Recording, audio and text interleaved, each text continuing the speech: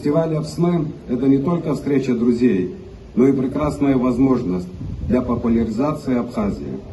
Благодаря ему все больше людей узнают о нашей стране, ее самобытной культуре, древних традициях.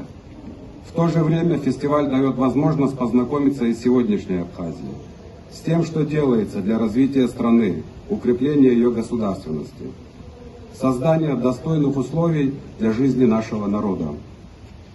Особые слова благодарности хочу адресовать абхазской диаспоре в Москве. Вы никогда не теряете связи с Родиной, вносите весомый вклад в ее развитие.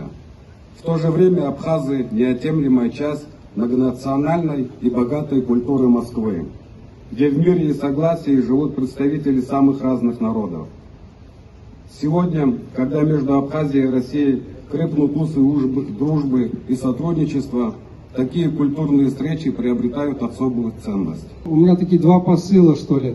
Один посыл — это к тем, кто никогда не бывал в Абхазии, собирается поехать или бывал, но редко, что Абхазия очень гостеприимная и такая страна, которая очень умеет дружить, очень умеет радостно принимать гостей.